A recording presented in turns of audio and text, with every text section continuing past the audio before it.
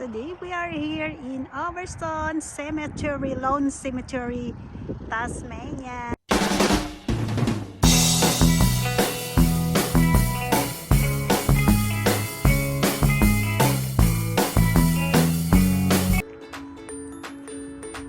Hello guys, for today's video ay nandito kami sa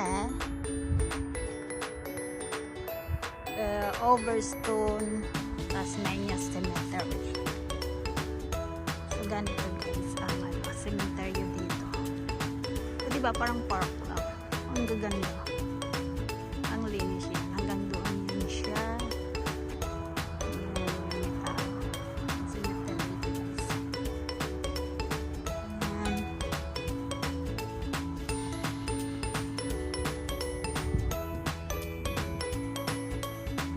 Diba ang gaganda na cemetery nila? Parang park lang siya. Ang lamig dito. Nanginginig ako sa lamig.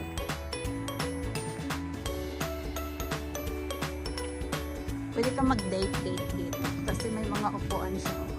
Sana all mag-date sa mga natsugi na.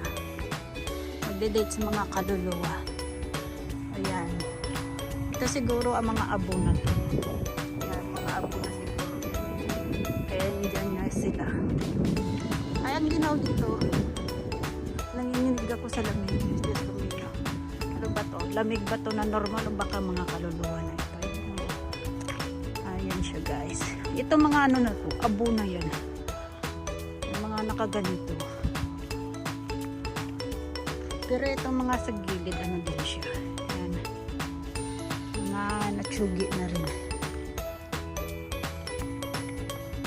Ang ano pa nito, ang mga babata pa 2022 lang namatay. 2 years ago lang. Ang mga doon na area. Ito naman, 2023 baby.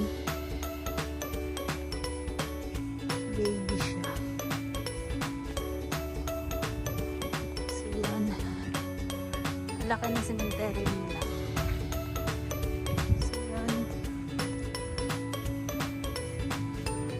Sa Overstone to Overstone, Tasmania. Hindi gaano kalayo galing sa amin. Pero nung malapit sa amin, may cemetery din doon.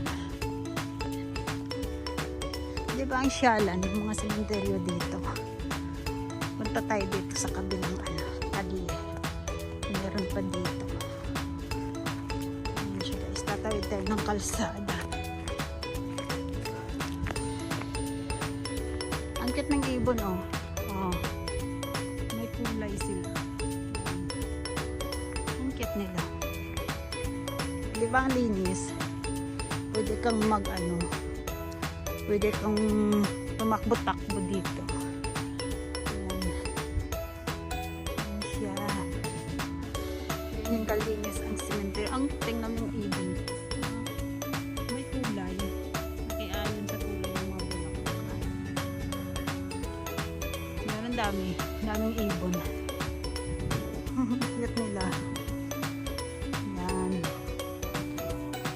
Diba? Parang ano lang siya. Parang nagpa-planting lang sila ng mga bulaklak. Pero yung mga bulaklak ano na to, puro plastic. Ang daming ibon oh.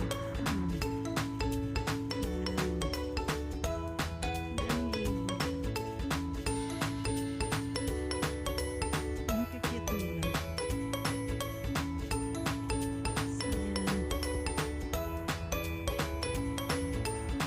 Mayroon pa doon sa baba.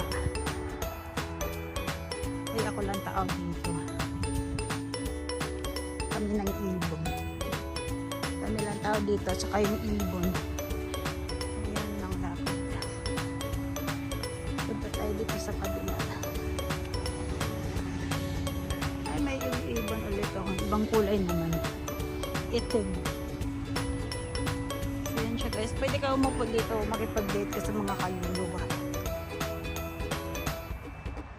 Ayan siya.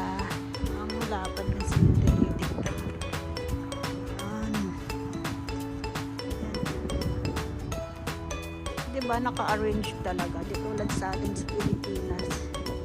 Na wala dito, wala doon. Black and white. Pero ang ginawa guys, promise.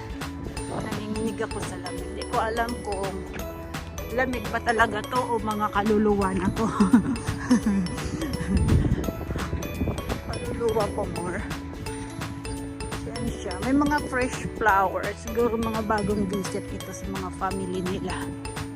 Pinasyalan nila yung family nila. Dala sila ng mga fresh flower. Yung mga paganyan pa sila. Walang nagnanakaw yan dito. Mayroong ano dito yata. Di lang makita ng asawa ko yung tsahin nila. Yung tsahin niya nandito daw nakalibing. Yung ibang family nila. Pero di niya alam kung saan banda daw sila nakalibing. So mag-jumping na tayo dito. Ayan. Babalik na ako doon. Kasi ginaginaw na ako. Diba ng ibon? May tao dun, no? Namasyal sila. Ayan. 2008 lang naman.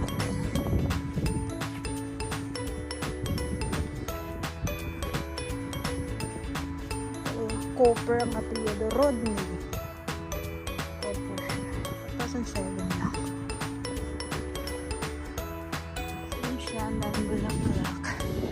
Daming ibon. Tsaka farm. Diba? Tsaka ano dito. Maliwanag ito paggabi. Dito. Kasi parang ano lang siya. Para lang siyang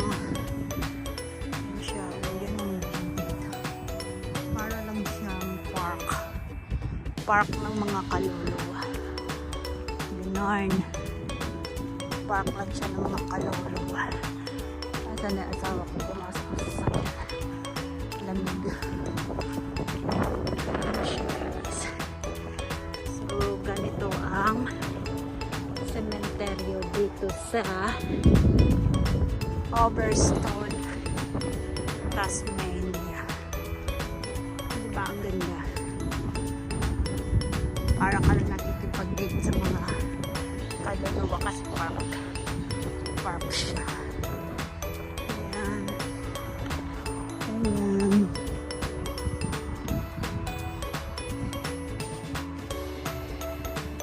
Ang iba mga ano pa.